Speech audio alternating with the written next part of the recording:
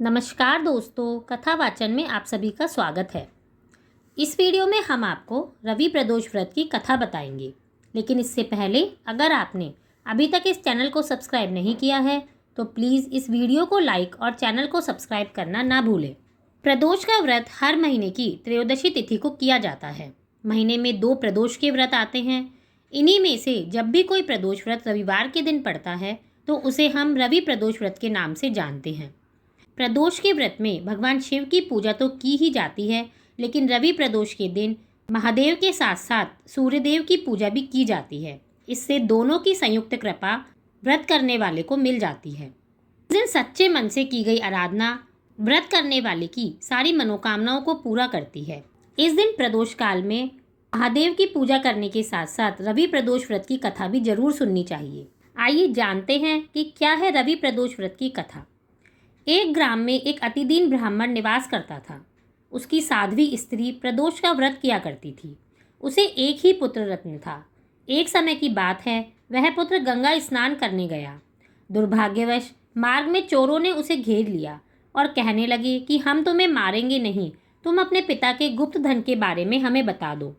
बालक दीन भाव से कहने लगा कि बंधुओं, हम अत्यंत दुखी दीन हैं, हमारे पास धन कहाँ है।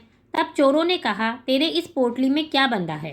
बालक ने कहा, मेरी माँ ने मेरे लिए रोटियां दी है। यह सुनकर चोरों ने अपने साथियों से कहा कि साथियों, यह बहुत ही दीन दुखी मनुष्य है, अतः हम किसी और को लूटेंगे। इतना कहकर चोरों ने उस बालक को जाने दिया। बालक वहां से चलते हुए एक नगर में पहुंचा। नगर के पास एक बरगद का पेड़ था। वह बालक उसी बरगद के वृक्ष की छाया में सो गया। उसी समय उस नगर के सिपाही चोरों को खोजते हुए उस बरगद के वृक्ष के पास पहुंचे और बालक को चोर समझकर बंदी बना राजा के पास ले गए। राजा ने उसे कारावास में बंद करने का आदेश दे दिया। ब्राह्मणी का लड़का जब घर नहीं लौटा तो उसे अपने पुत्र की बड़ी चिंता हुई। अगले दिन प्रदोष का व्रत था। ब्राह्मणी ने प्रदोष का व्रत किया और भगवान शंकर से मन ही मन अपने पुत्र की कुशलता की प्रार्थना की। भगवान शंकर ने उस ब्राह्मणी की प्रार्थना स्वीकार कर ली। उसी रात भगवान शंकर ने उस राजा को स्वप्न में आदेश दिया कि वह बालक चोर नहीं है, उसे प्रातःकाल छोड़ दे, अन्यथा तुम्हारा राज्य नष्ट हो जाएगा। प्रातःकाल राजा ने शिवजी की आज्ञा के अनुसार उस बालक को कारावास से मुक्त कर दिया। बालक ने अपनी सारी कहानी राजा को सुनाई। सारा वृतांत सुनकर राजा ने अपने सिपाहियों को उस बालक के घर भेजा और उसके माता पिता को राजदरबार में बुलाया। उसके माता पिता बहुत ही भयभीत थे। राजा ने उन्हें भयभीत देखकर कहा कि आप भयभीत ना हो, आपका बालक निर्दोष है। राजा ने ब्राह्मण को 5 गांव दान में दिए, जिससे कि वे सुखपूर्वक अपना जीवन व्यतीत कर सके। इस तरह ब्राह्मण आनंद से रहने लगा। शिवजी की कृपा से उसकी दरिद्रता दूर हो गई।